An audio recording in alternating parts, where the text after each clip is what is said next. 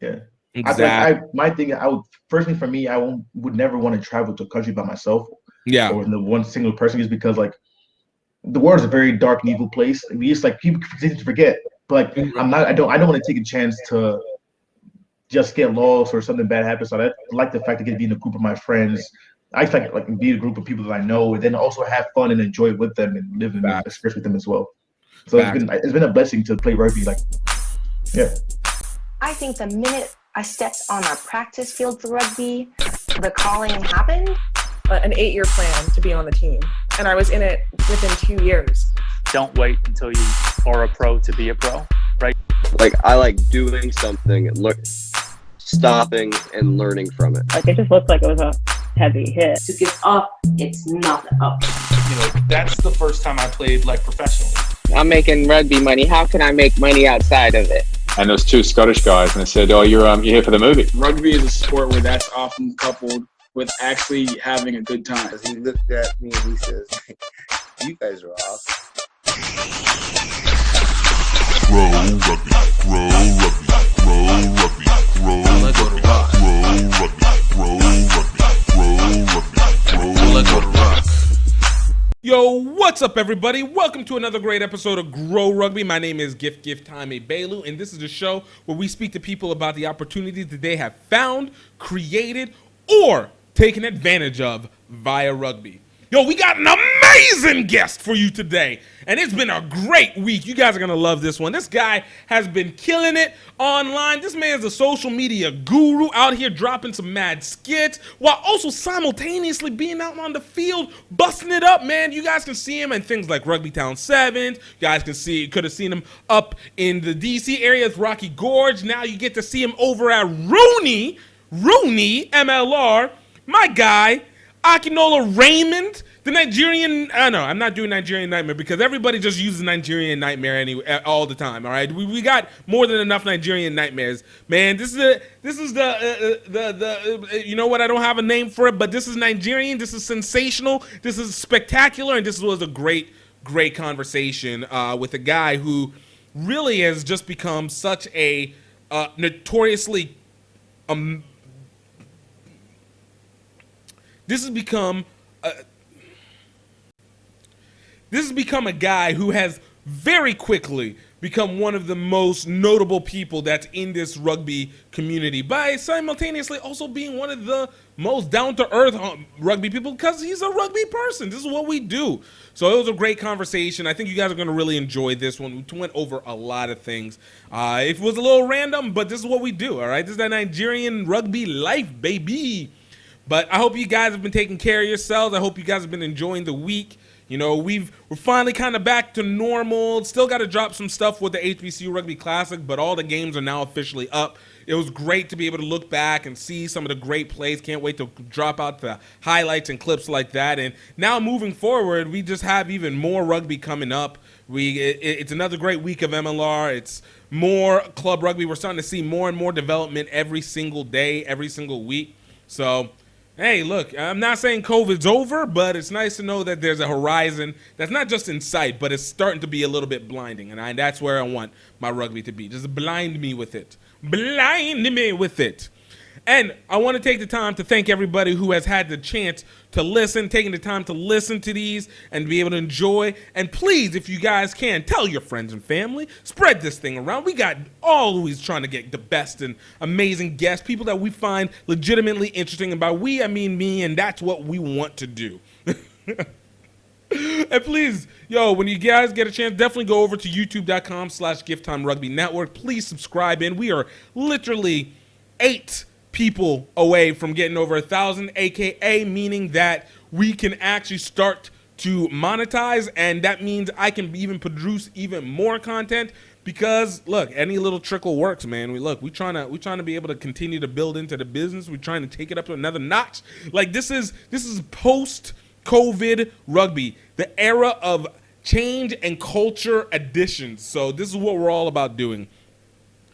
But guys, I'm not going to actually hold you guys too much longer. I hope you guys having a great one. And please enjoy the hilarious, the insightful, the great Akinola Raymond. Grow Rugby, Grow Rugby, Grow Rugby, Grow Rugby, Grow Rugby, Grow Rugby, Grow Rugby. Dang, I can't even eat it right now on camera. I was like, yo, No, dude, go ahead and do that. Eat, yo, get it on, get it on. Hold on, I can't. Hold on. What part of the? Yo, this is casual. Nah, it's so hot. Hold on, man. All right. Count us down. 3, 2, 1. What's up, everybody? Welcome to another great episode of Grow Rugby. We got another V. You know what? I'm even going to step it up one more. We got one of the biggest V's, the most important I's, and the people of the people P's. I guess that was triple P's in that. This man been doing it on TikTok. He been doing it on the pitch. This man been doing it for years. And also a Nigerian brother, Akinola Raymond. Aki, man, thanks for coming through, brother. No problem, man. Wouldn't miss it. Yo, look, I always love to talk about like how I first got to know you and know people, but I think it's always very interesting to me. The best memory I have is when we first met in person at Atlanta, at the Atlanta Sevens, like 4 years ago. I think it was with the women's tournament, right? Exactly. Yeah, I was coaching with Sion. Exactly. And like whenever we pulled up, and I know we had been friends on Facebook for a while, and of course because of Toes on, and again Nigerianness all the way through. It was just like I remember seeing it, and I felt like I came in really high energy at you. I might have scared you a little bit at that moment. I wasn't sure because I was just like, "Yo, Aki, what's good? Let's go get a picture, bro." At that time I wasn't doing like social media stuff. I was like, my mindset was like, Sion's here. I want them to win. I was speed training some of the girls and the younger girls who were there too. And then like, I didn't know, I knew you were going to be there, but then you literally just came home like, I thought I had a high energy. Like, yo, I was like, yo, I think when we met well though, we talked a little bit and yeah, it was fun. And then we saw like the whole tournament. That tournament was class, man. Like yo, it was my favorite, bro. Yeah. Bro, it's one part of the changeover to it being Las Vegas and then obviously LA that I missed. It was like Atlanta. One, it was an easy drive for me. I mean, I just have to drive over. I don't gotta fly. Yeah. For us, I think it was like 8.5, and we got in a car accident. Bro, oh dang! Whoa. Okay, so the distance was about the same. I had to do about 8.5 hours to get over there too. But I didn't get the car accident. I didn't do the I-95. Missed out on money, bro. I missed out on money, bro. We got hit by one of those charter buses that take you to the planes. Yo, I tried to fake an injury, right? But the girls on the team like, I can stop. I'm like, there was a lady who came out of because she was in the bus. She came out in the stretcher. She was fine. She was talking, but then the stretcher came in. She's like this, all stretched up. Her son was next to her, like she just got the check in the bag, and that could have been us. But our girls want to play. We want to be moral and have ethics. See, that was a Delta charter bus, bro. That was millions, bro. I was like this. My neck hurt a little bit. Like, he's not. His neck is fine. Like the cop, like, oh, his neck is fine. Yeah, like his neck is fine. He's just playing around. Like you're dumb, bro. Like, that's gotta give you blessing right there. You're gonna walk away from the blessing. That's terrible. See, that was gonna be the what you call it, Morgan, Morgan Walmart money kind of thing. Tracy Morgan money. That was Tracy Morgan money on the line. With 10,000 racks, like facts. Gonna be like, guys, look, I'm trying to take care of our entire trip in one. Help me. Son, it was a van of 7 or 8 of us. All of them should have said the next messed up. We'd have got the bag easy. Yo. And it was a rental van too. Easy, man, see, that's part of the problem. They don't want you to be great. No, but man, like it's those early days. Sometimes I always think about because it's been this weird process of growth. I think that we've all had in this rugby game, and whether it's been on the pitch, off the pitch. But just watching it across the board, but you still have these wild stories that I don't feel like you can have the same affect now like you could 5 years ago, 10 years ago, which is kind of wild considering it doesn't seem like that much time. Yeah, man, it is weird. Like even alone, just the way rugby's changed so I should say like the people of color in general. Right. Just from my time, I was like 17 when I first started playing men's league, and then now I'm 27, so 10 years. Just 10 years. 10, 11 years, this changed so much. Like you see like one black guy on the team. All of a Right. sudden you're playing with an old team full of black people and old blue. Bro. Like, it's in the 10 years, like it's wild. Wild. Look, that is one thing that I can definitely say for sure has been one of the biggest ones, and it was how much it spread. Because I even remember with my team, I think there was a max of 3, including myself, that played at any one time, and we really never actually played at one time. It was always like one dude who was always traveling, the other one was just about to retire, and then it was like me just in there. So you're just like in this rotation, and then literally. I want to say like after 2015, 2016, it started like increasing incrementally. I think it was the CRCs that made it become that way, because more people been able to be on TV, and 7 has more emphasis. And so like more people are training in 7s, training in a younger age in high school. Then all of a sudden, like they get to college, want to play 15s. Right. And like some of the skills translate, some of the players translate as well. Like we get a Jihad, we get a Christian Adams, we get a DeMonte Noble, who are 7 stars, but also become 15 stars. Like DeMonte right now is playing for DC Old Glory. as Old Glory as a starting winger. Like that's what you want to see. Christian Adams would have been the starting 12 if he was able to make the practice. He has work. He has like a full-time, great paying job as social worker in Boston. And if he made practice, he'd be starting for the New England Free Jets right now as a 12 or 13. Man. So it's great. And that's another one of those places where you go, even though it's not happening now, it now feels feasible that at some point in time, it could be 5-10 years down the line, it'll be a point where hopefully people can make rugby money just by itself and not be worrying about these added jobs that take away the choice of being able to commit. Yeah, I mean, it will be coming along fairly soon, I hope, like the next 5 years, maybe 10. But also, like, because of social media now, you can always add social media into your regimen. Like when you're practicing, when you go to the gym, vlogging. Like people don't understand the power of vlogging. Like vlogging is like people want to experience another experience with somebody else that they can't live. So to see their favorite player in a rugby thing, oh, this is how he lives his life. Oh, I'm gonna see what I can do to mirror it. Like that's another way players could make money on the side if they're not scared to show themselves or their practice or how they practice. Dude, you speaking facts on that. You speaking facts, and. Let's before we get into it, because obviously this works so much into your story and so much of what you've been doing, but as with any superhero, I always like to get their origin story. So I'm gonna ask you, as I do with everybody else, and you kind of already mentioned a little bit, but we're gonna keep going into with a little bit of a deeper dive. How did you get into rugby, my brother? So it was, I think it was like, I saw it on TV. I was like, I think I was either a freshman in high school in the fall or my 8th grade year in the summer. I saw Phaedra Knight making a girl into a rugby player on Made. So like, oh, this sport looks pretty cool. Like this is, my high school has it. I hope I play. Right. All of a sudden, football season's over for my freshman year, and I hear rugby practice tonight. Come here if you're interested on the intercom. Like, what? I went. All of a sudden I went. It's a bunch of like seniors and sophomores.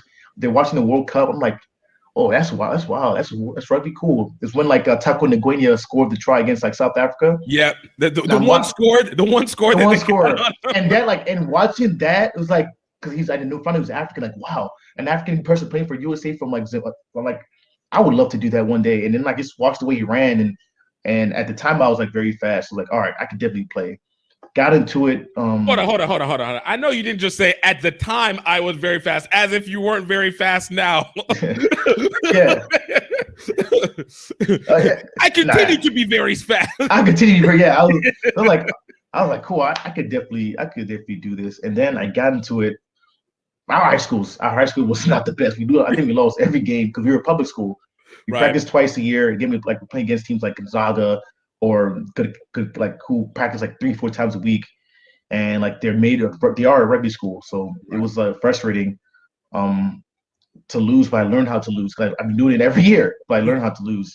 I learned how to get better. I went to the academies that Gonzaga would host, played with Gonzaga for one of their sevens tournaments. Played with Maryland Exiles U19. Yeah. I was playing 13 at the time, and I was playing 10 for my high school. Because I was the best 10 at the time for my high school. And I was playing 13 for like my academy teams or Gonzaga or Maryland Exiles. Became a high school All-American because of the coach from Gonzaga said, hey, this is a guy you should look at. Went to the play the sevens in Vegas 2012. Met some great kids. Met some beasts. I thought I was good. To me, like kids were like, okay, these kids are good, and also they're just bigger than I am. This is crazy. Like, okay, so everybody got speed like this? I had to speed. I had to speed. I was like, these guys had like, I didn't know how to step. Yeah, I didn't know how to step. So I'm like, all these like poly kids. This is the first time I seen a Polynesian besides the one that lived near me. At least I see multiple. Like, oh, they all can do that. That's right. Wild. So I'm watching them in practice step, and I'm like, I got to learn how to do this. So it was wild. It was really pretty cool. Then after that, because of my high school American, I got to play for this men's team called Maryland Exiles men's team, who are now the Potomac Exiles. Now they merged with PAC. PAC was a former Super League team back in the day, but they merged, and I played there. Had so much fun. I was very scrawny. I still ran pretty scrawny, but I was like very scrawny at the time, so I didn't understand why I wasn't like starting until I realized like, okay, I don't look like I can make these tackles right now. Right. And so I was trying to build up on my size, just wasn't working. I was like probably still like 17, 19, 18, 19. Then I played for Rocky Gorge. The next year, to play with Ben Sema, because Ben Sema and me went to the same college, and he went to Gonzaga, so he was going to Rocky Gorge. Like, you know what? He's going. I'm leaving too. I'm gonna play with this kid. Like, you know what I mean? We got the golden boot. I'm going. You know what I mean? His brother was Matthias. Matthias like also went to University of Maryland as a guy I played with before as well. And when because he played for Potomac Exiles, but they both left because of like some issues with the coaching and stuff. And so like, and I'm like, yo, these are my boys. Like, yo, I'm gonna hold down for him. Yeah, you have loyalty to a team, but I got loyalty to my boys too. You know what I mean? And then made a good run in playoffs. We lost to Old Blue in I think the semifinal. Yeah. So from then on it was like, all right, cool. We played sevens. Rocky Gorge never had a sevens team like that before, so like it was weird. So I tried to make the sevens team, and we were competitive. We lost. I mean, we won. We got second place on the first tournament. We got first on the second. We got fifth on the fourth, which that messed us up, bro. And that was like everything that went wrong that day. Like everybody had the case of Butterfingers, bro. It was bad. It was so bad. It's those situations where you just there's not a control. You can't even go out of it being like, okay, man, what could I have done? But it's just like, look, it all just went to shit. Like it's just one of those days. Yeah, we were the best or second best team in our conference, but that game made it hard for us. The worst team. Yeah, the last tournament we had to win it to get in. So we're going in. The first game we have 6 players. All the players are late because we're driving. So we played with 6. The thing is, we played against Baltimore. They had 6 too. So we're like, all right, let's go. We won that game. We get to the semifinal. We played Nova. This one, Nova had Conroy Smith, like one of the old Falcons speedsters. And I was like, all right, cool. I'm just going to go on Conroy, and I'm going to shut him down. You guys played it. I'm not leaving Conroy. I'm just going to focus on Conroy. That's it, period. And then all of a sudden, we beat them. All of a sudden, we go against Schuylkill. In the final, like, all right, we win this game, we go to nationals. And I think we were tied. All of a sudden, last minute, I think there was a kick and chase. I didn't see it coming. It was wild. I didn't see it. Like they scored a nice try that day, bro. They deserved to win. But that we didn't have enough points to go into the final. We only took 2 teams, and like we were down by literally a point behind the standings because of that 5th place loss. Then from then on, I moved to Boston. Ex-girlfriend was going to MIT, so like, she's going to MIT. I'm just go to Boston too. Played there for 3 years. Got third in national championship, 2018. Then we got third place. It felt bad. Like the semifinals before that, when we got the 5th place game. I mean the semifinal game was a roller coaster. I remember like we were down 17-0 before that. Like 1 minute before the half, I subbed in. Scored, we passed the ball to Jared, scored a try. Then all of a sudden it's 7-17. I made like 3 defensive efforts, like poached the ball once, made a guy knock the ball on. All of a sudden, Chris Frazier is down the line, try, game over, we win, going to 3rd place. That was the best feeling of my life. I was like, my plan was after that 7th season to move to New York, but the fact that we lost the 3rd place against the guys who won the Bulldogs. New Haven, no, not Bulldogs from Colorado. I know you. Yeah. Yeah, so we lost to them. I got a yellow card for a high tackle, which was that sucks. Yeah, the dude was my size. I was launching in, and all of a sudden he ducked. Oh, I'm he like, went down. all right. Yeah, I'm like, ducking is nobody should ever duck. It's not like I had him placed and he ducked, and we're the same size, so he ducked and he's like a little lower than me. But that's and it always sucks in those situations because of the fact that you're just like, look, I'm trying to get the wrap up, and all you're just doing is it just looks like you're wrapping over it here. So I guess I like bear hug his neck. So I'm like, I look down like, damn, I'm about to get in trouble for this one. All of a sudden, whistle, yellow. I'm like, damn. And then we lose that game. Like we could have came back. That should not happen the first. They didn't get the yellow. I think we would have won, and then we would have won the tournament because like Conroy was playing for Belmont Shore. So I'm like, all right, I already know if Belmont Shore's like plan was to give the Conroy the speech. So like my plan was, you know what to do with it. You got this. Yeah, I'm ready for you. I play speedsters. I'm ready for you, bro. Let's go. So, but we watched them play. We watched the Bulldogs play Belmont Shore. We just like, damn, we could have won a national championship. That's the part that always hurts. Whenever you go like, I know we could have taken that team. This was whatever happened over here was the flub, but that was a team that we were gonna do. Yeah, and for being like that summer, I was planning on moving to New York, but then getting third place, getting like I didn't expect to get so high. So you wanted to run it back? Yeah, I want to run it back again, but hindsight, I should move to New York because like New York got third. I feel like it would have been a missing piece to get the national championship that year, but I stayed because like my friends were there and I felt like things were missing. But I just had to my last year at Mystic was like one of the worst toxic years I ever had.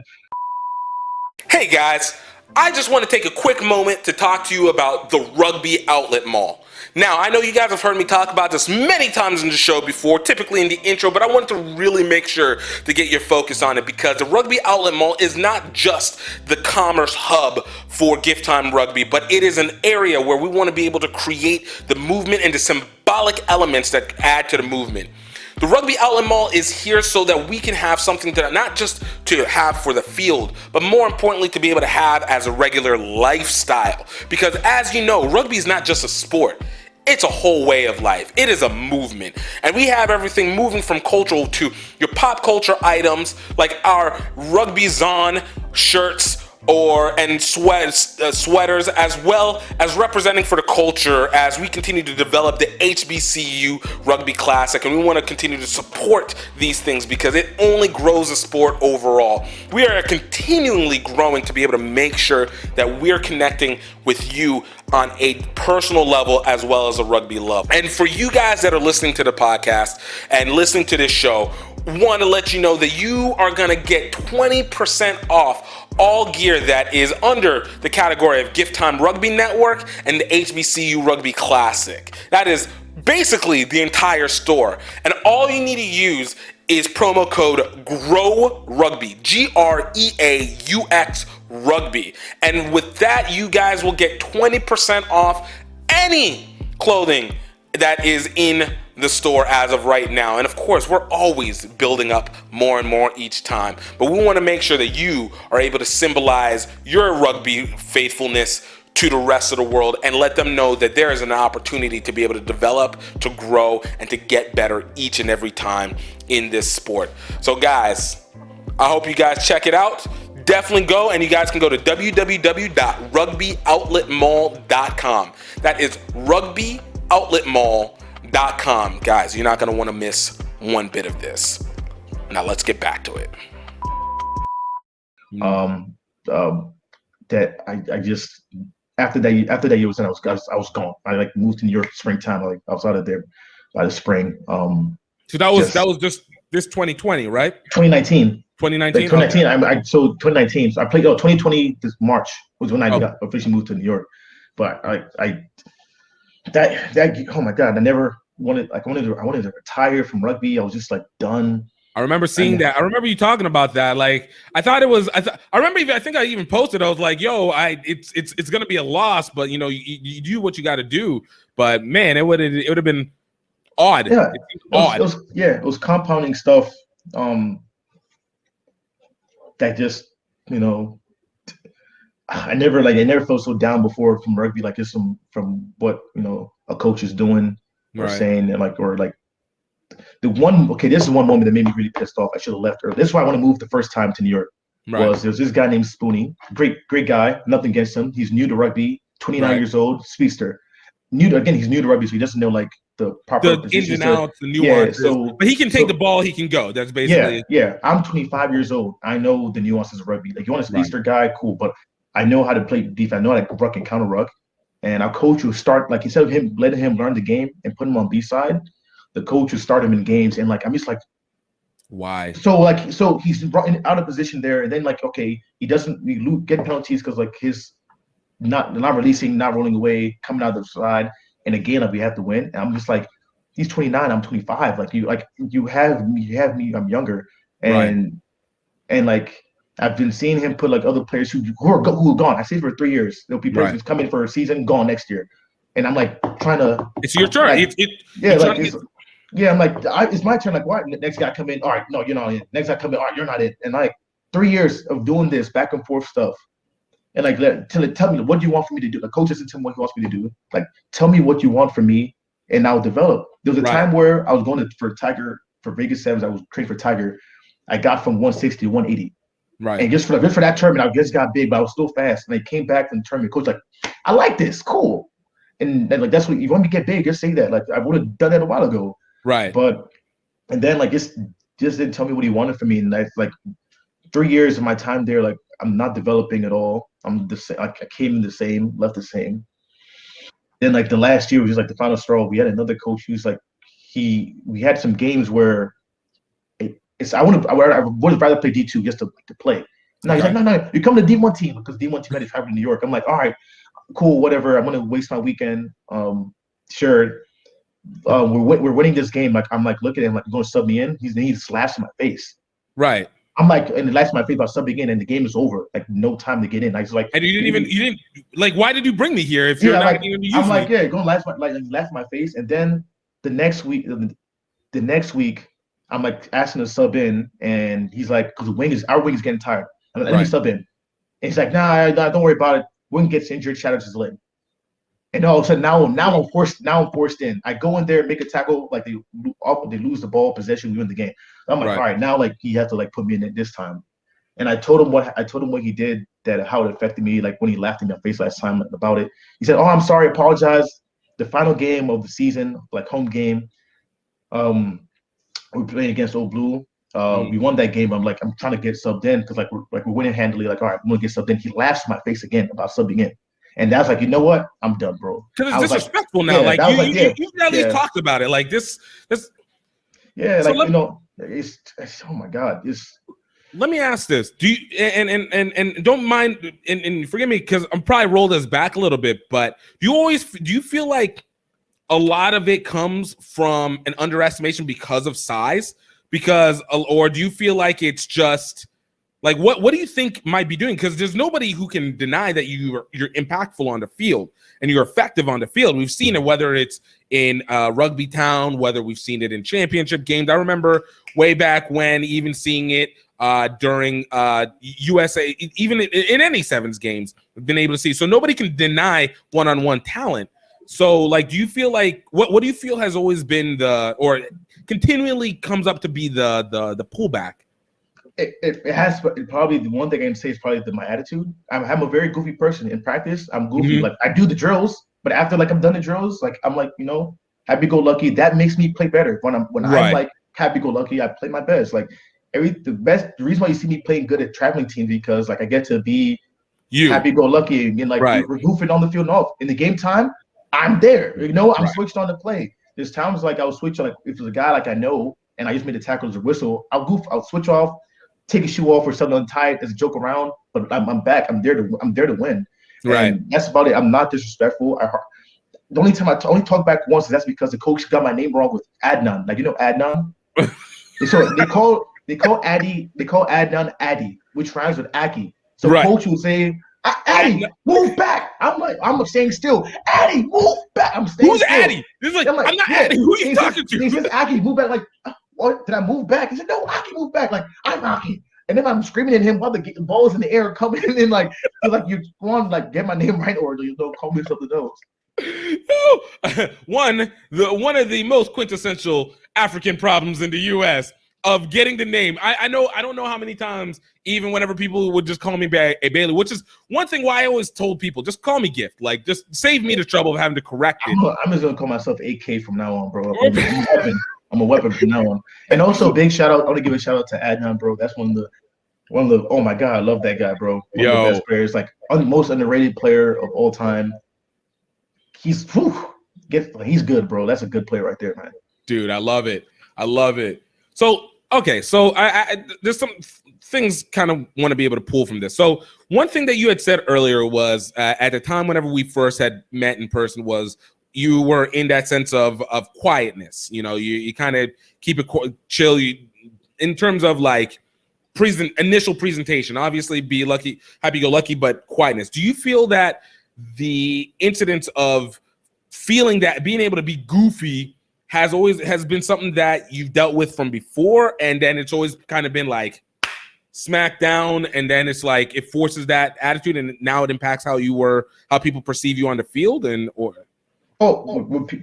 people see me on the field, like when they play against me, they know like they see one thing, okay, he's fast and he can run. So like they know like I'm not to be messed with. Like nobody's gonna underestimate the athletic ability. Yeah, but at the same time, they're gonna know like, all right, he's never gonna be malicious. He's gonna be a good guy. He's gonna play the game, and that's like a lot of people who play with me or against you can say like he's gonna play the game to his best. He may make a mistake, but like he'll make up for it. And you know, I'm very like even when we're losing against somebody, like I always try to like say some funny good things like, hey man, good tackle there, man. You almost got me. Like you almost got me this time. Like I would see some stuff like that. Like I think my play has never been considered nasty, negative. This is like, all right, he plays hard. Like after the post game matches when you slapping hands, you're like, oh man, good game, man. You were fast out there. Like you scared me. Like everybody says stuff like that. So I know I'm respected by other players. Like and most coaches too. Yeah, most coaches too. Like all the all-star coaches who had me on their team. But in the actual team element, whenever it's actually in the league games, because all those incidents are momentary. You know, all-star teams momentary, travel teams momentary. But whenever it comes down to the actual game, like, do you think like coaches slowly just wear out, or they just don't realize, or they just conceptually aren't understanding? Like, yo, this is me not. It's not me not being serious. It's just me enjoying the moment and just being able to take it because this is supposed to be fun as much as it is practice. Yeah, that's gonna be on the coach, and because like that's gonna be on the coach because I'm playing to have fun and to play my best. Right. And it's your job as a coach to get the best out of me. If you can't do that, it's your job. I'm going to give you my best. If you allow me to be my best. If you can't do that, that's not on me. That's on you for not allowing me to be my best. Right. At the same time, like there's times where I should like. I know there's times where I should be serious, like more serious, overly pay attention, quiet. And I know I get older. You know that now. That's age. That's an age thing. Right. Like, it just comes with time and experience. Yeah. It sucks. Like if I knew this, like if I known this when I was like younger, I'd be a beast. But again, like everybody will say that.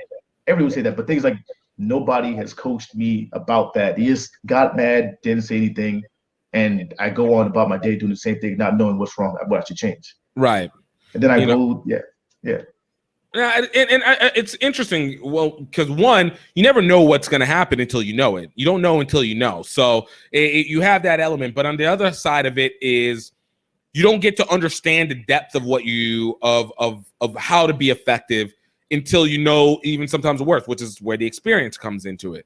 So it makes sense. I'm one who's I've never been a big fan of authority figures. So I always have a tendency to pull back a little bit whenever people do it. So I know for me, it took a while to be able to it took time for me to allow people to talk to me, I guess might be the nicest way of saying it. But and I still to this day will always say, look, I either don't work for you, I don't coach under you. I am just coaching. You are in a role that right now is needed to help guide into this direction, or I work with you. I don't work for, I just work with. I'll say this, man, as a Nigerian boy, we got beat when we're bad, and I was a really bad kid. So True. I have high functioning anxiety. So I work well with the like when I'm under pressure, you're gonna get the This best is where out you of me. going? Like, yeah, that's what like. Oh, well, we losing? We down? I'm not. I don't get stressed in like stressful situations because I'm like really like. I'm just like stressful situations where I thrive my best. You know what I mean? Facts. We're down by a lot. All right, bet, put me in. I'm gonna do my best to make sure it doesn't look as bad. I love stressful situations. No, that's true. I never even thought about it like that. I usually always just been like, all right, this is I'm numb to it. Like this is just part of it. But I never really actually think that it's also probably part of that Nigerian upbringing where you just start to get the pressure. Like it's look for those who don't really understand, it can be good or bad, but I think overall, like there's a direction and a purpose, even if it's not always executed in the best way. But there was a direction and a purpose that you end up getting out of it that you learn later on how to deal with strife. Yeah. So for you, okay, so for me, whenever I started playing, my parents had no clue what was going on. And to this day, they still are like, what do you do with this rugby thing in the sports? And obviously, what did we do with schooling that we made this even worth it? For you, whenever you started playing, especially because you did it in high school, I was at least out of college when I started. So, I mean, it didn't really actually help anything. But, with your parents, with your parents or with your mom specifically, like what was her reaction to all this? So the first time I played, I think I got a concussion. I don't think I was concussed. It was cold outside and I couldn't get up because my hands were numb. But my coach still had a concussion. I'm shivering. I'm cold. So my coach had to drive me home and tell my mom you son had a concussion. And my mom and my aunt's there too. Like my mom, I'm like, he's not pinning again. Not my son. No, not my only my first son. So I couldn't play for like a week and a half. Like I started. This would sneak out and keep playing. Of course. And make sure I did not get concussed. And all of a sudden, like I remember I got my mail to become a high school Americans, like, and I had to travel to Vegas. So I didn't show my mom at the time, like, hey mom, here's this. I'm going to Vegas, but the flight's free. Like, right. You're still playing? You're still playing? Like, yeah. It just happens. And then so she had to come to one of my games. She watched one and never came ever again because she just saw me getting hit. And she just like I cannot watch my son get hit. What type of mother am I watching you get hit? Huh? You can play, but I'm not going to be there. Like, all right, cool. So my mom only been to one of my brothers, like both my little brothers play football as well. Right. She went to one of the games from the school they would go to, and then she's like, just stop because you can't go with it. She said, I'll support the first game, but I ain't supporting anything else. So I can't want you to get tackled or tackle people. So yeah, it was wild. I mean, luckily, thank God, I haven't been like seriously concussed like that or seriously concussed. I only got like one back concussion afterwards. And that was like after I already out the house. So right. That was like, dude, I mean, look, it's one of those situations where at least she came to a game. That I give all the credit. That was the happiest day of my life. That was the happiest day of my life, bro. I was like, I played hard. I played hard too. We won that game like fire, bro. We won that game. You were gonna know there was a purpose to it. I mean, business with this mom. Oh. Man, but was she even the same? Well, you said for your brothers, was she the same with you whenever you were doing it with football as well? Like one game, be done? She like, so my dad was with us at the time. He didn't want us to play football. So I would just sneak in to play. So she never knew I was playing football. Yo, the sneaking. The one time. That's a Maryland kid, man. Yeah, so my dad was like against it at the time. So like one time I had to bring my pads home. Yeah. So I had my pads and my dad saw like, what are these? Like, oh, my friend left them over here. So I'm watching for him because he has to go somewhere. And like he followed me to school because I had to go to practice in the morning. Yo. And he's like watching me, like, all right, man, you're done. And then luckily he left because like we all got to play football after that. But like, if he would just stay with the family, like none of my brothers went to college for free. So that would be bad. Yeah. Man, what did they say? With every dark cloud is a silver lining. Yeah, man. I'm not mad. I'm not mad at him. I understand he just want to get hurt. Football is a very dangerous kind of sport. He wanted to play soccer. I hated soccer. Right. And also, you're not going to college for soccer unless you play for a club that pays money. And my dad wasn't going to do that or understood that at all. And it is what it is. What it is. Things worked out well. And that's all that matters. So I thank God for that. True story. So you were able to get into the All-Star high school All-American. So I always wondered, whenever you were starting out playing rugby, how much did you travel beforehand? Because once you started playing with touring squads, you start going all over the place, going over the states. But prior to that, for you, were you traveling a lot? You know, what was the situation like? So in high school, most like we play other counties. So like we're just going across the county in Maryland. Like the most, excuse me, the longest drive we'd ever have that was in state was about 3-4 hours. Right. Then it become like like after states like regionals. That ride was like 8-hour ride. Right. To play like a Pennsylvania team. I think and I know that's like a long trip for you guys over in the Northeast. Like anything over 4 hours seems like it's like a day and a half. Like and we're down here. We're just like 8 hours. Like that's normal. Bro, now I'm letting you know right now. A 4-hour drive, breeze, bro. Right. That's a 4-hour drive. That's not far. I tell you, it's not far. Yeah, it's not far. Like that's great. 8-hour drive now. Like the first time I drove from DC to Boston, it was like 9 hours. That felt so long. Now because I live in Boston, go to New York. And going to DC like 8 hours. All right, I'm just gonna lay down here, read a book, wake up. Oh, we here? Sweet. Dude, that's what look. My biggest thing is whenever it comes to any travel like that, if I'm not driving, let me just go to sleep. I time travel. Let me just go to sleep. There's no reason. I take Benadryl. You like go pass out. Gone. And by the time you wake up, you're just like, what has it been? Have we been going anywhere? You're almost there. We're good. 4-hour drives to me now is just like cakewalk, man. I love 4 hours. Like then you just think about a lot. Like, sheesh.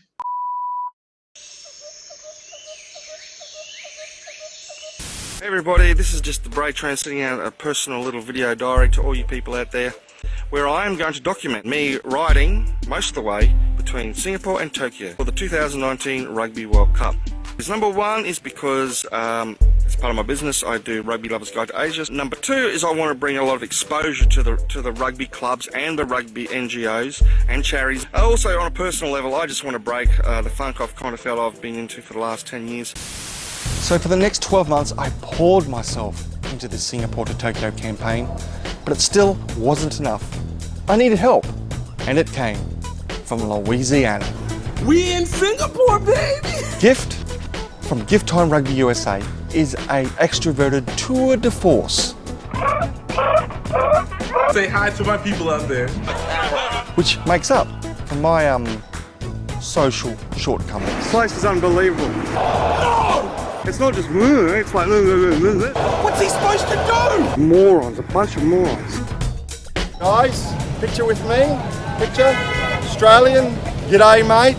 You can use my phone. But what unites us is a hunger for adventure.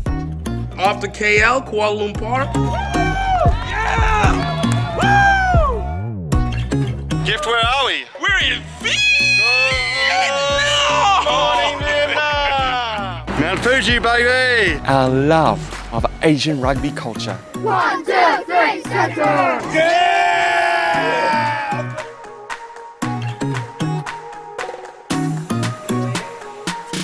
Rugby is starting to develop here in Cambodia for women as well. Valkyries, the mighty Valkyries!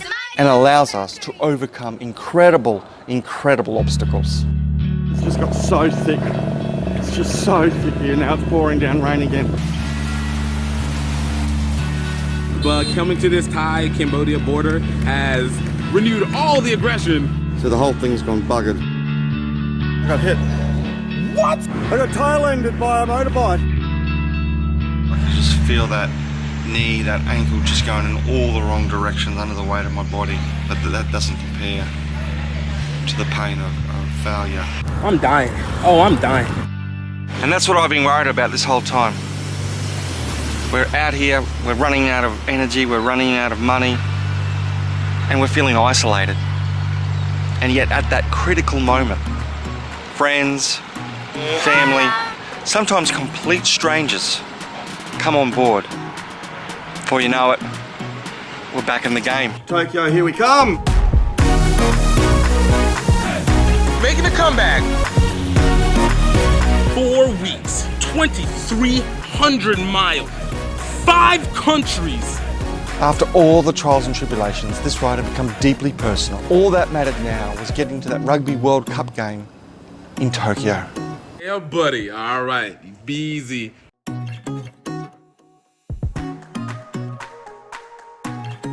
Go check out redearthfilms.vhx.tv to get your copy of Singapore to Tokyo any way we can. That's redearthfilms.vhx.tv. TV. Oh, but basically, you know, it had always been somewhat local. By the way, just quick side, I didn't realize, because this goes to the closest of the Nigerian community. You know my cousin Jojo Ukwu. We played football together in high school, and we played rugby too. We played rugby too. He did. I remember he did a little bit for 1 year, bro. I was recording the football team that year. After I got like we played that. Jojo, Jojo went to he went to Towson after. Yep. I don't know where his little brother went. I can't remember. And it's sad. I don't even know where my own cousins went to school. I thought it was also Towson. No, it wasn't Towson as well. But it was another. He went to JUCO first, and then he went to so I think he went to Towson afterwards after he transferred. Because I could have sworn there was another black and yellow jersey that he was playing under whenever he was playing. The black and yellow was his brother. His brother played for Duval. Okay. That's how I was. But I remember seeing that on Facebook. I was like, "What kind of overly close society?" I hated it because we were the same height, but he was 185 pounds in high school. I was 155. I was like, "What are you like? What is like? We're the same height. We're still the same height, but he still can probably get bigger." But I was like, if I was 185 in high school, bro, I would have been in the league. just booking on people. Y'all Maryland people, man. This is all I got to say. But yeah, so anyways, I needed to get that out of the way because I was just like, the family connection is too real.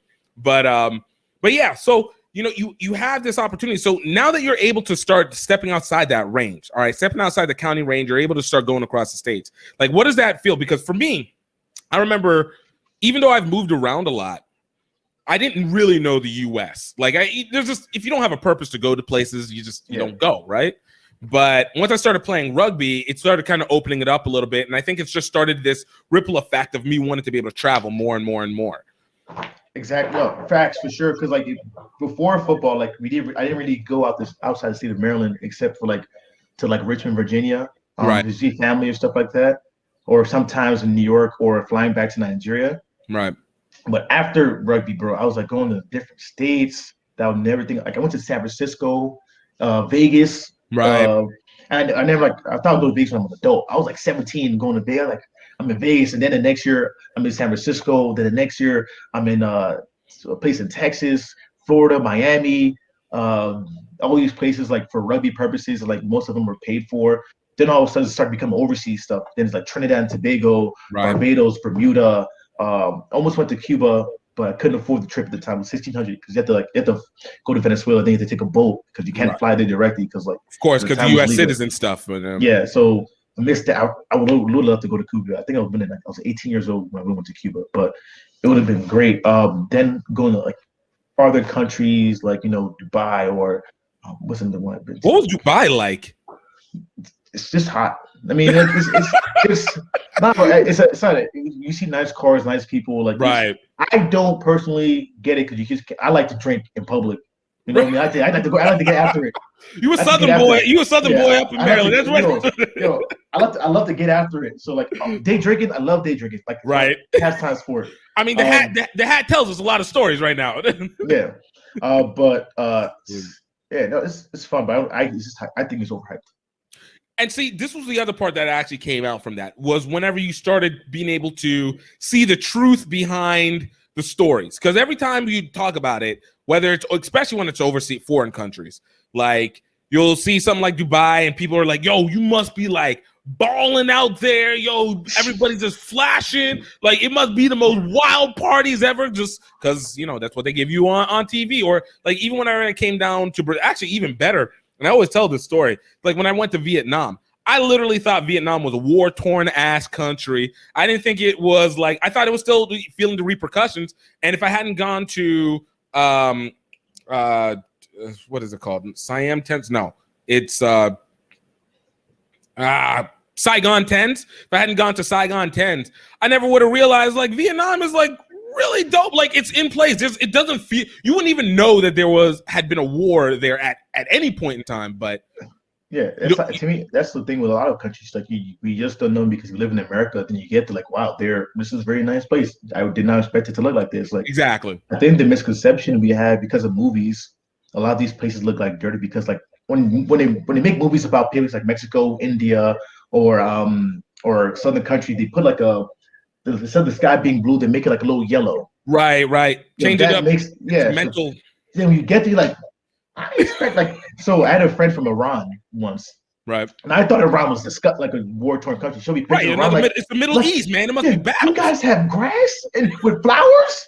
The sun looks great. You have an ocean. Like I was like, oh, I just thought it was like sand and desert, but no. Right. It's because like that's the conception we have. So like to get to explore these places and go to these places, like I just changed my view on everything. Like gave me a different experience, and like I can like see that in the stuff I do now. So it's pretty cool. I think a lot of people should travel if they have the chance. Yeah, man, and I think it even to some extent it kind of put a little bit of a kind of like a governor on a lot of the personal worries, because like once you start to see the expansion, not because everywhere else is poor, not that, but it's just like you start to see how similar everything is to each other in terms of like people, and then you start to realize. For me, it was kind of just like I would not feel my own issues. Like if I'm overseas, I don't feel the issues of the state as heavy, and so everything becomes like, all right, I have to look at this a little bit. I can be objective here because I'm not going to be feeling it from my feelings on all things, but now it's like I can just say it straight up, but you're not going to get under my skin. That's what you just said right there. Not feeling the pressure of America when you overseas is like a real thing. You go overseas, like all the worries are gone. You're like this is how you live. Like this is just a simpler, easier. Right. I love it. Like this other thing, I don't know why I was so stressed out. You come back like, God, yeah, I gotta do this again. I'm feeling this again. Oh shit, here we go again. No, it's facts though. It's absolute facts, and it's kind of weird in the sense of how it goes into the personal development from there. Just I don't know. It's one of those things. I always get interested whenever I talk to people who have been able to have that opportunity to travel, and especially because of doing it with rugby, you're kind of doing it within this framework that his friends, like you feel exactly. Yeah, exactly. My thing, I would personally for me, would never want to travel to a country by myself. Yeah, or the one single person, is because like the world is a very dark and evil place. I mean, it's like people continue to forget, but like I don't want to take a chance to just get lost or something bad happens. So I like the fact to get to be in a group of my friends. I like be a group of people that I know, and then also have fun and enjoy it with them and live in the experience with them as well.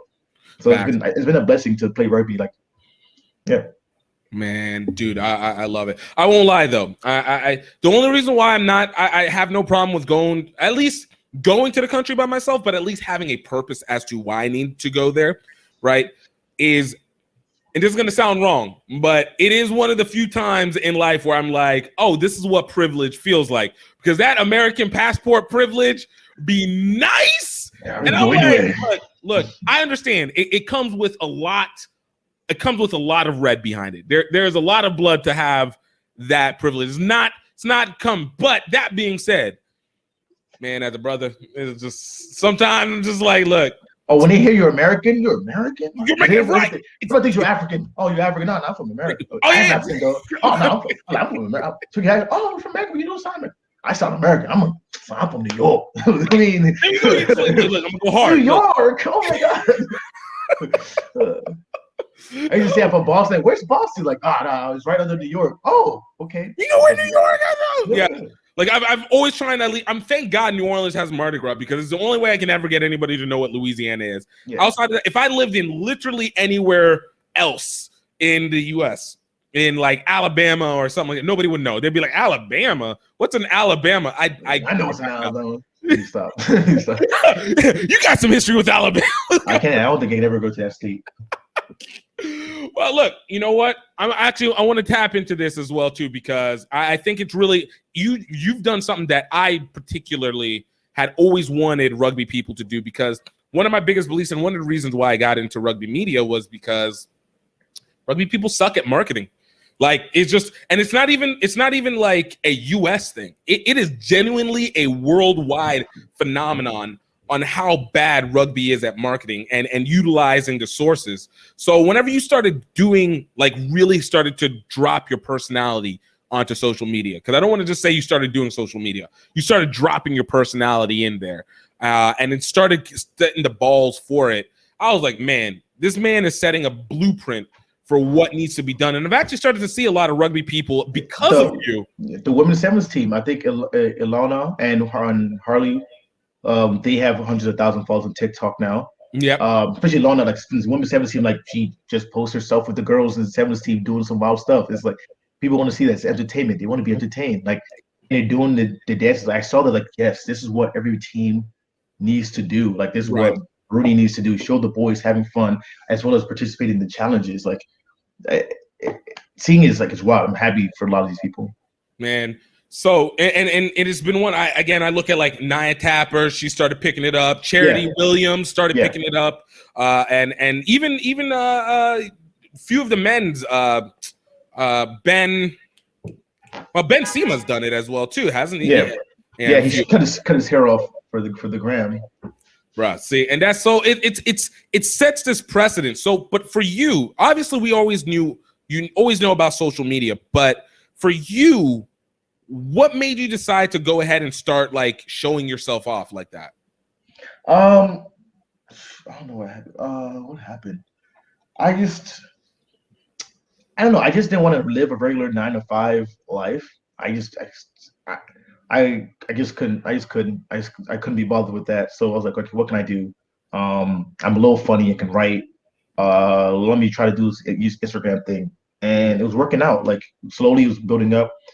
I had this one video that had like 1 million views, and like, oh crap, this is wild. And then all of a sudden, found out about TikTok, and he's been posting stuff there. My humor and comedy's been changing, evolving. Like I have different styles. I just don't know what to pick. At this point, I just don't know what to pick. At this point, that I should stick with. I've been like testing everything out instead of like sticking with one like natural thing. But yeah, I just wanted to do it and see how far I can go with it. And I set a goal up for myself one time to get 1 million followers on TikTok, and I did it. And I never set a goal past that, so it's been stagnant. So now I got to go back to drawing board and figure some things out. But I know the next thing for me is like starting my own podcast, like talking about New York humor and stuff like that. I've been trying to stay away from like rugby stuff, just because like I noticed that. It's a small. To me, it's a niche thing. Like I don't want a small niche. I want everybody. I don't want just the rugby people. And there's people who are just doing rugby people and doing well for them. But I want it all. I want everybody. Like for the goals I have for myself in the future, I need more influence over people to help me do the things I need to do and my other goals. So I need that. And moving to New York was a big reason I moved to New York as well for that, for my social media stuff, just because there's more creators here that I can meet and bump into. Didn't want to go to LA, even though I love the sun, but LA would have been a toxic vibe. Yeah, you just know, toxic vibe. People are fake. People are all about like, what can you do for me? Like, who are you? Like, how many followers you have? Is New York is like, you literally will bump shoulders with like a million by accident. Like, oh, what's up? What's up, man? Sorry. Oh, you want to drink? Want to talk? And all of a sudden you find out he's like a loaded. Like, oh, like I met a lot of wealthy people in New York that I did not expect to meet, and talking to them has made my mind expand more about what I want in the future and how I can get to these things I need. Yeah, no. I whenever you speak on that, like that my brother tells me the exact same thing. So he's in Newark, in New Jersey, and one of the things that he at least always said was how the mentality of that area, that Newark area, hustle. It is. It's hustle, and it's unlike what would be, I think, what we have here in the South, and as my brother would say, the concept would be if you have an idea, people need you to prove it here. Whereas in Newark area, that spot, if you have an idea, people want to jump on it. Like be able to say, hey, what can I do to help you rise through this moment? So I can, even if it's a little bit to jump on the clout, but it's like, yo, I want to be able to help. What do I need? What can I do to help you? Because helping you will help me kind of situation. Is the thing that's what it is now. Like I've been watching this other thing with like, I think I Am an Athlete with like, Ocho Cinco, and I think they had Andre Johnson talking about like he had his friend having a business in Atlanta, and he's like, oh, how can I get in on this? Like, and they're going in together 50-50. Like you have to find a group that wants to do with you, and the mindset, you have to find the friend group that has the mindset you have as well. In Boston, for me, there wasn't that much creators in Boston, so like I was just stuck like by myself or trying to get people to come in. And now in New York is like, there's a lot of people want to do stuff like this, and a lot of people want to learn. So I'm not actually trying to make a team now Nice. I was doing everything by myself. I realized you need all the successful people on the gram, YouTube, Instagram, Twitter, all have a team. They have a guy who writes for them. They have a guy who does his business. They have a guy who sets a schedule. They have a guy who edits. I've been doing all that by myself, and I felt burnt out. Now I'm like, okay, I will teach you how to do this.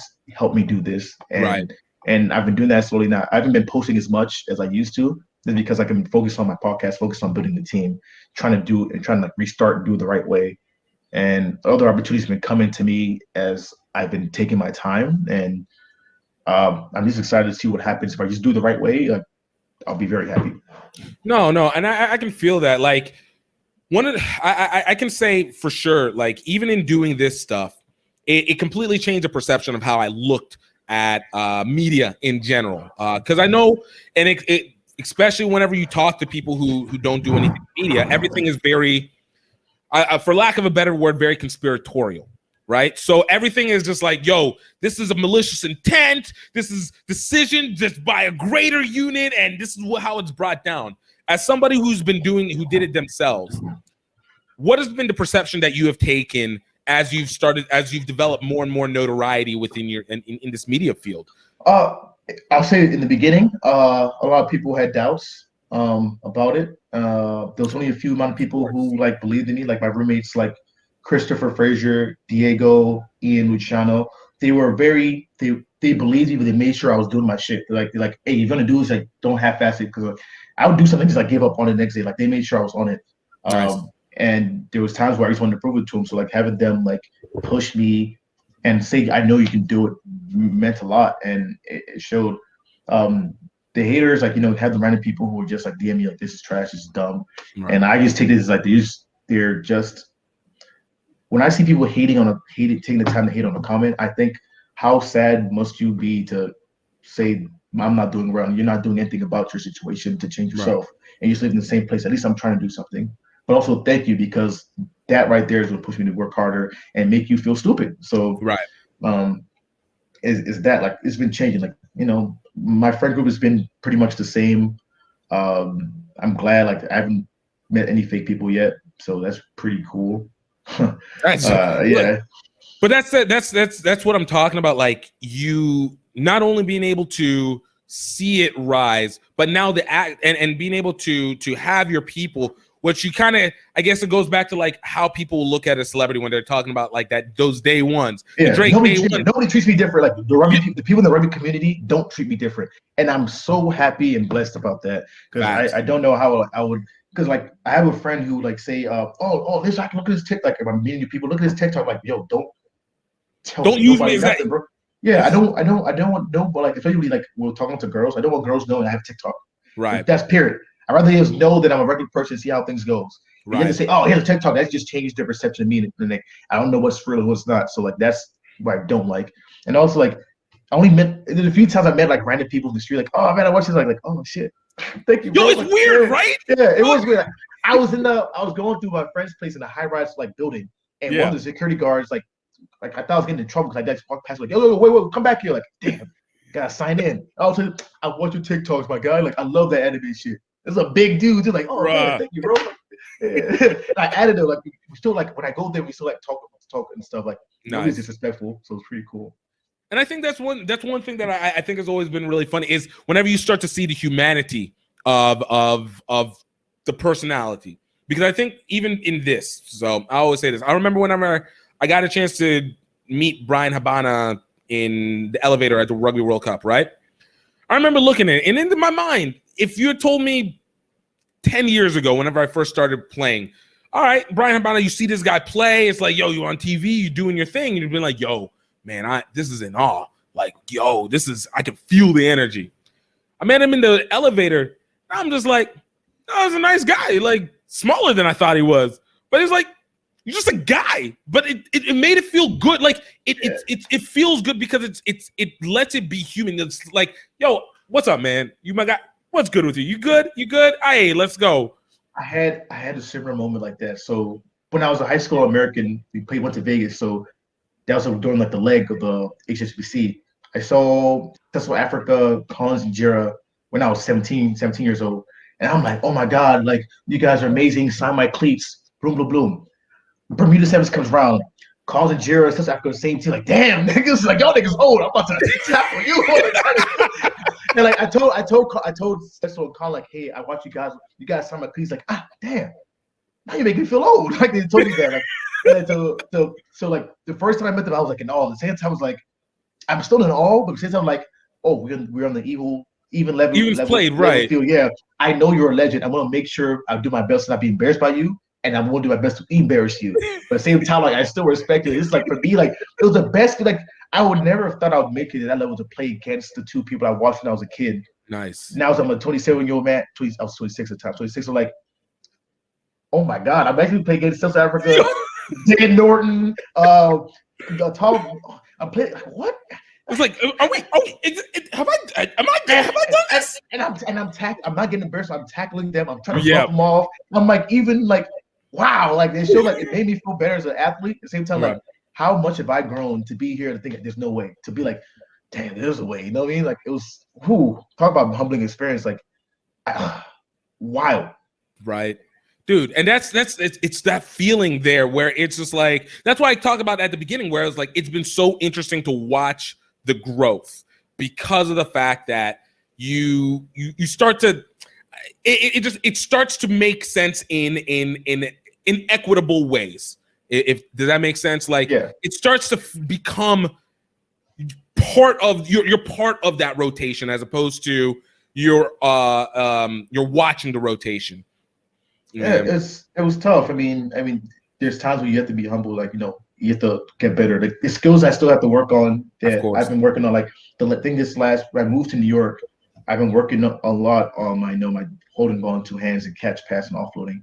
That's why I want to change my game to. Like, I'm going to go between the hold and offload the ball and still have the two hands on the ball. Like I've been focusing on that. As why did I do that a couple of years ago? I talked to the old blue coach. He says, if I want to play 13, this is what he needs from me. And I've been doing that the whole time. Like I would go to play touch, trying to do that the whole time. And like that's just a coach telling me what he wants for me to be in this position. And the whole year I tried it and I did it. Did a little bit of that in Bermuda defensively. I was still stout defensively in Bermuda. I didn't really miss a tackle, so I showed I could play defense, hit the big boys, like, you know, and like they saw that, and luckily the Rooney coaches, you know, saw that too, and it helps me out a lot. So. Man. And it helps to know some of the coaches, like they see me play in these situations, all-star situations, like, all right, I know he can play. I've seen him play here. Like, you know what? It's about your time. And I wasn't gonna play. I wasn't gonna play this season. I was like planning on retire until I saw not retire, but not playing until I saw, no offense to the wingers who are playing MLR. I saw something like that. Like, I'm like, no, they're good. No, I'm saying they're good. I was like, damn, I know that I'm of the level to play. That's it, exactly. These are my boys I play against. So we break bread together. So like, I was like, hey, Steve, man, all right, I'm gonna do it. Because I told Greg, I messaged Greg I wasn't gonna play. Like, I'm not gonna try to play. And all of a sudden, like, MLR's coming. I'm like, okay, well, I'm still fit. I've been working out. All right, I can. Let's go. Let's do it. All right. And luckily, like they had some space. No, and that's. Again, it goes back to having that team around you, having your friends around you, being able to know that you have that connection. And if you hadn't played with those guys before, you're not going to have that same motivation to do it now. And that just changes up the trajectory. So, like, I do need to ask, because, you know, I wonder, how much did the impact even of this last summer impact the way that your thought process was on moving forward with your rugby career and with everything else? Because look, you came hard especially after George Floyd's situation, and some stuff I was like, don't give this man this much attention. Yeah, we know who we're talking about. You know, but in all that situation that we had over this pandemic, all right, how much did it impact the way that you started thinking as it went down the line to you coming back in, or even just the way that you were looking at life at that point? Because that's still that same time you came out, Austin to New York and all that. Yeah. So at the time, my goal when I came to New York was to play for New York 15s, destroy Mystic River. No offense to them, it's one of the Ice had a lot of rage, had to get out to that team, not to the team, just like the guy with the coach, just like to say, right. All the laughing in the face. It's the laughing in the face. You got to disrespect. You got to, and then sevens, national championship sevens. Like we're winning everything, bro. Like We have Right. a team here. Like we're getting that rank. I'm getting that medal, first place medal. And I'm holding it, and that's it. Like we're winning it. That was our mindset. All of a sudden, canceled 15 seasons, canceled 7 seasons. This dude comes out say some random BS. Like, nah, bro. I had some extra rage, and all of a sudden, like all this stuff is coming out. I had time that day. You know what? Like, you know what? Let me just. People, don't give attention. No, it needs to be attention so people know who this man is, dude is, what he represents, and then he's in the rugby culture right now. He hates the LGBTQ people in the rugby community, the black people. He doesn't respect us. He's just using us to promote himself. That doesn't make sense. It's not fair to us that a man who doesn't respect us in the eyes of the law is trying to be able to eyes of continue God. to So he's trying to build on us. Like, no, that's not going to happen. And I'm going to talk about it the whole time. And to everybody, the people were defending him at first until they saw the real man he is, and nobody would have saw that unless I was like going at him the way I went at him. Right. Well, or you just looked at his TikTok or on his Facebook, which was but there was a thing like I don't know if you know this, but like Gavin, like all like the big black players in the rugby community, Conor Sims, Gavin, Derek Lipscomb, Corey Jones.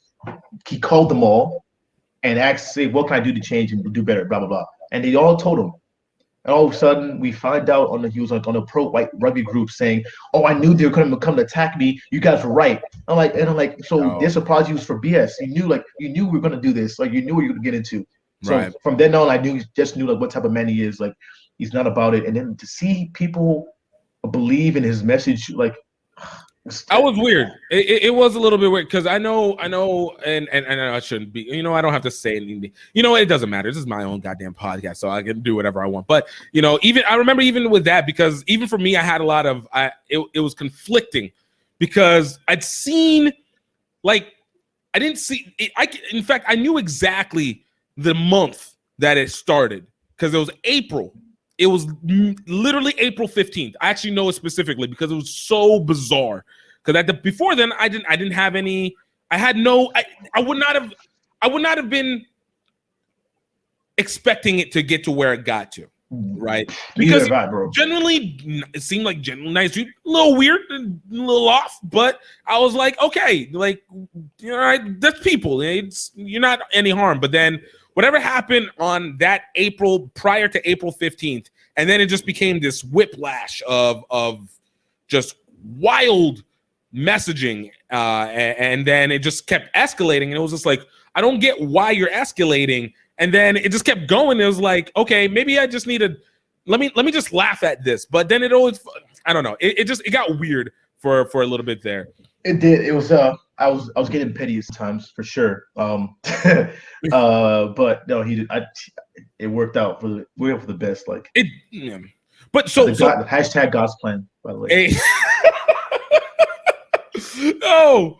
So okay, but outside of that, but how did that end up still impacting the rest of that worldview? Because now there was a much greater focus on black and brown people in rugby, and I think that adjusted things in some ways, or at least brought a spotlight. I don't know if maybe it's an adjustment, but it brought a different spotlight into the rugby community that I, again, didn't expect to see happening. And I'm still always a little bit iffy on how substantial it is, but it seems to have made an affect in terms of creating a community in that. So for you, I'm sorry. So so the whole BLM movement, and being and then COVID was a double-edged sword. It was a necessary evil for us to be at home and research everything. So a lot of like people of color got the time to express themselves, and a lot of like white people and allies got the time to just sit back and listen because they had time. They had time to go to, because they couldn't go out to work. They were able to go out to march on the street and protest. And so just because of COVID, that's COVID, and that's like BLM, that's George Floyd. So a lot of our voices were being heard this time, with more of a magnitude, and we felt more entitled to say our truth and express ourselves, express what we're feeling, and try to change things. I know, like Biopic Rugby, the People of Color Rugby page was derived from Chucker's group, because the Chucker group kept deleting our posts about stuff. So you know what? We're out. We want to talk about our stuff here, and then we'll bring it out to the general. Then USA Rugby made a diversity committee Yep. That was not really diverse at all. You know what I mean? I saw like, there was like two women, like a lot of white people. Like, it was very diverse. We had a field day with that, and there's some changes. You added some people in the places of power that could help. And USA Rugby seems to have been listening to us as the player group, because we're there to play. I have no ill will towards the sevens players who didn't say anything at the time, because they have a job to do. Right. And I checked, and their focus is on this.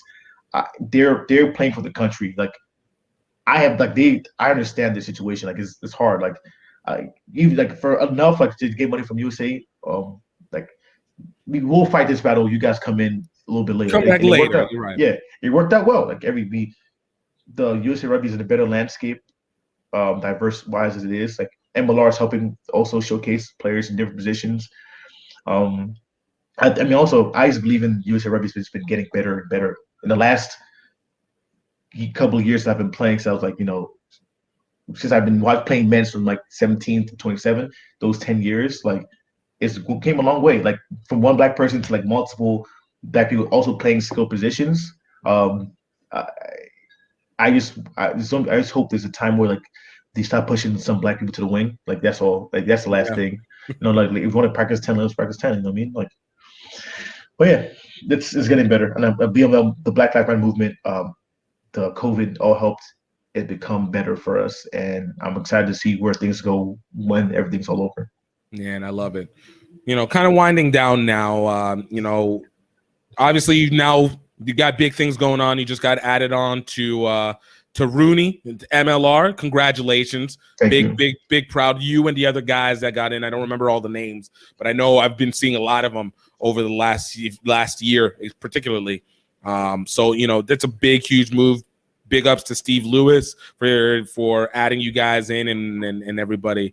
Now that you're at this point, because I know you were doing work you were with the Free Jacks or trying to work with them at one point, trying to work with Old Glory at one point, if I remember correctly. Yeah, I was gonna move back home, but I just moved to New York. So I was like, damn, I can't, like, because I know the owners, and I know Toshi Palamo, the assistant coach, and Brent Palamo, like we like family. Talked about, like, when I went back for Thanksgiving to play touch with Toshi and Thread, was talking about possibly coming back to play, especially in the wing position. Like, would have been me and DeMonte and that Susano kid. It would have worked out. But he's like, I still have my things to do in New York. Just didn't work out that way, because like I just can't move me while I'm trying to start this empire I want to start. Right. Need stability at some point in time. Let me get my feet down. I literally just moved from Boston. All of a sudden, like, I found out Toshi's assistant. Like, damn, Toshi's assistant coach. Like, I might want to move, but then I tried to not play MLR. Because I was really in New York. I talked to Greg about it. Like, Greg, hey, send an email, like a message, like, hey, probably not gonna do it. But all of a sudden, got the itch back, and I have more time to play, because like I practice in the morning. Like, in the mornings, all I do is go to the gym, so I have time to tackle, pass, and catch. So yeah, I'm excited. Free Jacks thing. I can't even explain that. Like, the Mystic coach at the time was the coach for the Free Jacks, so that's why. Yeah, so like that wasn't really going to work. Right. Worked out well. I had an opportunity with 2017. I had an opportunity with the Utah Warriors. Yeah. I was going to go there, but decided to stay in Boston. But I'm here now. Going to make the best of my opportunity. Would love to see the pitch sooner rather than later. Game-winning tackle, poach, game-winning try, all that stuff. Everybody wants that. You just want to win. If I can make impact on winning, that's what I want to do. I'm gonna make impact on winning. Yeah. Word, man, dude, I love it, man. I want to thank you so much. Again, doing this, being able to talk. I've been wanting to get just a one-on-one talk, because we never have a chance for the. Never have the chance for the. I was waiting. I was surprised that you lasted as long as you did without taking a bite. I was like, man, I was just gonna sit there and be like, yo, you're not gonna eat? You didn't let that cool off like that? Yeah, it's not that warm. But I've loved always what you've been doing, and as much as it is a friend and family, dude, I'm also a fan. So it's a different feeling on doing it, but I always love it because I'm here for anybody who's creative and I just want us to be able to keep bigging upping. So big ups to that. And yo, dude, where can people? I guess before I go, where can people find you? What is something that you can? Wait, before I get to that, I was saying, what is one last parting words that you have for people in terms of not finding their dreams, but being able to set up their future? The one thing I would say, if you're a Christian or you don't believe in God at all, the one thing I know is the universe or God does, the law of attraction, when you say it, when you speak it, it comes. You just have to work for it. So if you have a goal for yourself, put on a whiteboard, put multiple goals, meditate, dream on it, imagine yourself there. Fake it till you make it, because eventually you'll make it. Well, everything will find its way towards you. So any dream you have, just like, again, whiteboard, put your dreams there, put your goals there, and then all of a sudden your brain will try to find a way to get to that point. Nice. As long as you put in the work to get there. So any goal you dream you have, just put in the work, but also have a goal you can read and see every day. So, and you can go to sleep every day thinking, imagine yourself at that point every day. Imagine yourself past that point and like see your stuff that you got through because of that point. And once you can do that, your mind has a funny way of like always finding the right place or the right conversations, the right people to get you to that spot. So that's my biggest thing. It worked for me multiple times, and it's under nobody talks about it a lot, but it's the most important thing that you can do. Whiteboard, dream it, because when you can dream, you can achieve it. Nice. And it's not even a cliche. It's like, yo, I really actually even see it. Like, I told you, like, I had a goals. I put a goals for 1 million followers on TikTok. I had nothing past that. I got to it. All of a sudden, like, dang, what am I going to do now? I have no other goals. So I have to go downstairs tonight and make more goals, obviously. But just do that, man. Dude, I love it. Easy. I love it. Where can people find you at? Instagram, TikTok at Axilla TV, Facebook, Akinola Raymond. You say, hey, my name, you'll find me. Pretty much it, yeah. Snapchat, I don't really snap, so don't go on Snapchat. It's like, look, we got Instagram snaps, Instagram stories for that. Like, yeah, yo, when Instagram stories came out, I just stopped using Snapchat. Bro, dude, I did the same thing too, because I was like, these are longer, 15 seconds. Let's go. Shoot, I just didn't want to build a new audience. I was just like, I don't feel like trying to attract people over to Snapchat. Like, if I already got built it, like, let me just use this one instead. Oh, brother, man, thank you so much, bro. No, thank you for inviting me on. Like, I love it. Thank you. Aki, man, thank you so much for taking the time to be on this. Really appreciated it. Guys, I hope you guys enjoyed it. Hope you guys loved the conversation. Hope you guys were able to get some jewels out of it, because there were some gems that were dropped in there. And please, guys, do not hesitate to go check out some of our other episodes. We have had great guests. Last week, we had the great Kirill Guthrie, an engineer, but mostly now known for the James G. Robertson and Clive Sullivan Foundation, working to help develop HBCU rugby. You guys have seen her stuff now everywhere, probably on Facebook and whatnot. We had Marquise Goodwin, the vice president of the Southern California Referee Society. We had Erica Mori, former Italian Federation national team rugby player, as well as a board member. We had Robert Perry, head coach and director for Curaçao Rugby. We had Nicolette Pantor, captain for Trinidad and Tobago Rugby. We had Jess Nielsen, head coach for York University Rugby, as well as a former Canada national team player. Keisha Downs, a vice president for the Jamaica Rugby Union. We've had some great, amazing people. Sarah Alice Saul, Ryan Ginty of Next Level Rugby. We've had Tozan Tutsitanwe. We got Warren Mullis and Preston Thompson of Red, White, and Black All Over. We got Tiffany Faye, Tiara Mack, Anna Woosuri, Koma Gandhi Fishman of the board, USA Rugby Board. Georgie Coda of Drop Kickers, or previously of Rugby and Beauty. Matt Upton of Jesuit Dallas Rugby. Freddie Henry Ajuda of Nigeria Rugby and Life University. I mean, we getting through it. Derek Lipskin, Pat Evans, Kelly Smith, some great interviews, Nia Tapper, Chetta Emba, like Rashad Lipford. We going down through it, and it is just amazing people with amazing stories telling how they were able to take advantage, and you guys definitely enjoy and go back and listen to them. And if you haven't had a chance, and if you have, show it to your friends, tell them, hey, you got to hear this. You got to hear how they got this done. This is how it be sometimes. So thank you guys so much for just taking the time to listen, subscribe, pay attention. It means the absolute most, because it is a pleasure to be able to share these conversations with you and everything like that. So I hope you guys know. I hope that you guys are happy. I hope that you guys are healthy. And most importantly, and I mean that most importantly, that is the I in my VIP, importantly, I hope you know that you're highly favored. Till next time, cheers.